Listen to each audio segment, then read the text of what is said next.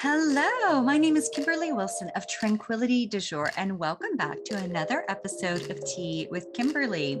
So please grab something to drink, pen and paper, and let's continue with these 15 healthy habits or self-care tips that ideally we're doing every single day in some capacity to help us find more tranquility and to also approach our day and our experience from a more mindful, intentional perspective.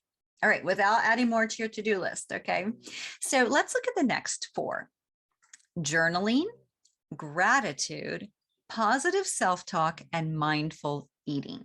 All right, so let's start with journaling. All right, we all know the importance of journaling, probably the ways in which, there's so many studies on how therapeutic it can be and how it really helps us kind of tune into things and tap into what's going on.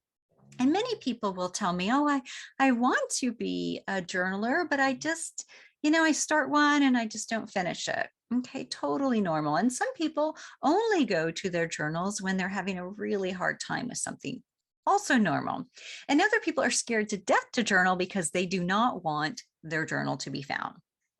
All reasonable, rational issues and challenges. However, okay, the piece about it is that journaling, like everything, if it becomes a bit more of a habit and it's interwoven into your life, maybe it's stacked on top of something you're already doing during your day that you love and is a ritual of sorts, like your morning coffee, your morning tea. You then have your journal sitting next to the teapot and you pull it out and you do your writing.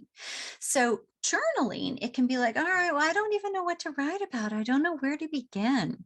So I love these prompts. Like, one is, how am I feeling today? Mentally, physically, emotionally? Or what am I noticing today? Or what went well today? Right? So, or how am I doing in alignment with my theme or word of the year?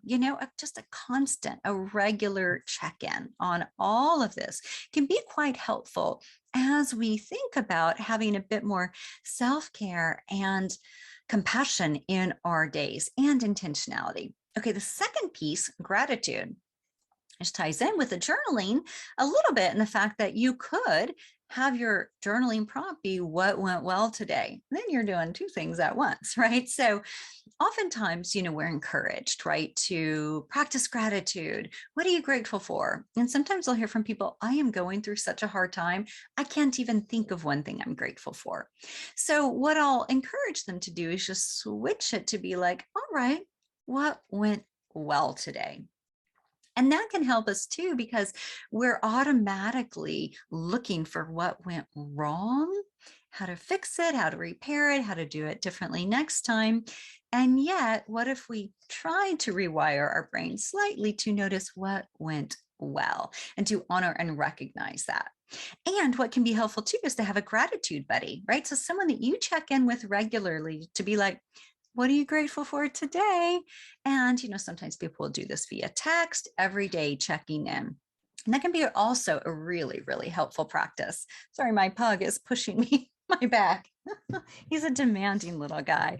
The next one, positive self-talk. All right. So noticing those times in your life where you're not being so kind to yourself, right? Another way to even replace this is mindful self-compassion. Just noticing, how are you treating yourself? How are you talking to yourself when you misplace your keys for the fifth time that day? So it's like how to be really gentle and notice and reroute. So it's like you notice, oh my gosh, I cannot believe I've misplaced my keys again. I'm in a hurry, blah, blah, blah. It's like, okay, I'm going to find my keys. They're usually here. Let's go get them, right? And get out the door. So how can you talk to yourself in a way that is kinder and more compassionate? And this is a really important piece, because one of the things that's talked about in mindful self-compassion is, would you talk to your friends, a dear friend, or anyone for that matter, the way you talk to yourself? And many people are like, right? Because they wouldn't have friends anymore. And so recognizing, can I be kinder and gentler to myself? Not that I'm going to always let myself off the hook, right? If changes need to be made, but I'm also not going to beat myself up repeatedly. All right. So last but not least, so the fourth one here It's number 8 in the whole 15 process is mindful eating. And then a reminder that there's a downloadable under this video that you'll find over at youtube.com/tranquility du jour. So mindful eating. All right, so I want to just encourage you to think about there's no right or wrong with eating. So noticing, what are you craving? What are you drawn to? What do you feel like your body's needing? Are you getting a nice colorful plate? Are you getting the nutrients that you need? And if you're not sure, you can do some tracking of it and just see, like, am I getting enough calories? Am I getting enough of my healthy fats? Whatever it might be. So really, from an eating perspective, doing that in a very, very mindful way, especially with the consumption of food. So, for example, how many times have you sat down for dinner and consumed the whole plate and been like, oh, where did that go? Right? Because maybe you were watching TV or you were looking at your phone while you were eating. I remember sitting down at a restaurant once with a friend of mine. It was pasta. I was very excited. And I consumed the whole thing, and she was still talking. I don't even think she touched her salad yet. And I was like, oh my gosh. And she was like, oh my gosh, right? So that is not mindful eating. So how to really savor. There's a wonderful book that I always recommend with regard to mindful eating, and that is called Savor by Thich Nhat Hanh. And then he co-wrote it with somebody named Lillian. I'm blanking on her last name, but a really, really beautiful book that I highly encourage you check out if mindful eating is something you want more of. So again, these are things we do every day. We eat every day, right? We talk to ourselves every day. Can we switch these to do them in a more healthy, mindful, intentional way?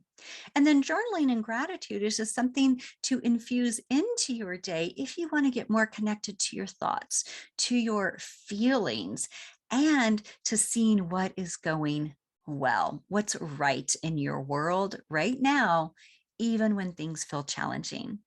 So thank you so much for tuning in to this episode of Tea with Kimberly, and come back for the next few in the 15 self-care tools.